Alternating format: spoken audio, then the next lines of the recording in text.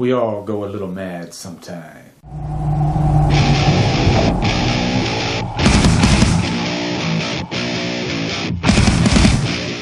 Psycho stars Janet Leigh, Anthony Perkins, and is directed by the master, Alfred Hitchcock.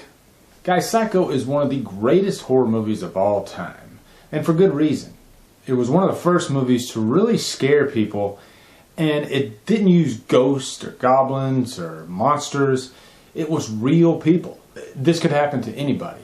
And so I wanted to make a review in black and white just to kind of celebrate the granddaddy of all horror movies, Psycho. So in Psycho, Marion Crane, played by Janet Leigh, steals $40,000 from her employer. In the middle of the movie, she kind of has a change of heart, and at that time she's actually staying at the Bates Motel. The first half of this movie feels like a different movie. It doesn't really feel like a horror movie. It's got some suspense there, but I can imagine those audiences that went and saw this movie for the first time back in 1960, they didn't really know what they were getting themselves into. They were probably pretty comfortable up until the famous shower scene. And I'll talk about that a little later. And the marketing campaign for Psycho is very interesting because Alfred Hitchcock would not let anybody into the theater after the exact time that it showed. If anybody showed up late, he demanded that the theater owners kick them out. I don't think that's ever happened before or since Psycho. And that's how effective this marketing campaign was. And what makes Psycho so effective is Alfred Hitchcock's directing. Every horror director today, I mean the greats like John Carpenter, Wes Craven, George Romero, they all owe a huge debt to Alfred Hitchcock.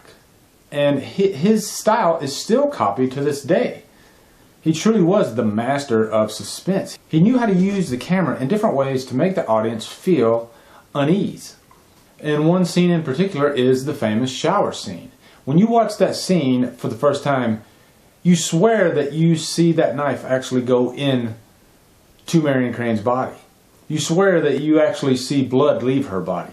But then when you watch it again, if you slow it down frame by frame, you realize that the knife never even touches her body. It's all camera tricks and perfect timing that make that scene so effective. And it's also interesting to note that because that movie was in black and white, they actually used chocolate syrup for blood. Another element that makes Psycho so great is Anthony Perkins.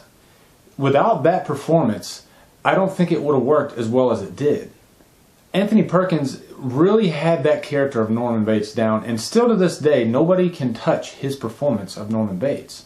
It's no surprise that he is crazy. I mean, if you really look at the movie, you can tell from the first scene that he's in when he is checking Marion Crane into the hotel. His mannerisms tell you immediately, this guy, there's something off there, there's something crazy. So I wouldn't be surprised if he does something horrible by the end of this movie. And lastly, I gotta say, Psycho really holds up to this day, some 55 years later. It's still very effective. I didn't even see Psycho until I was in my 30s, I believe. I saw Psycho 2 and 3. As a matter of fact, I saw Psycho 3 in a drive-in movie theater in 1986. And that movie is kind of what got me into the Psycho series. So I was always kind of leery about Psycho because it was black and white, and from the commercials I saw, it looked like those movies from the 60s and 50s. You know, those movies had a certain feel to them. So I kind of stayed away from it. And then when I finally did see it, I appreciated it for what it was. And it is the best of the Psycho movies. And it's one of my favorite horror movies ever. So guys, as you can guess, I have to give Psycho a Trapped on an Island. Who out there has not seen Psycho yet? I'd really like to hear from those that maybe just saw it, or if you haven't seen it, go see it and then come back and tell me what you thought of it. Does it still hold up today?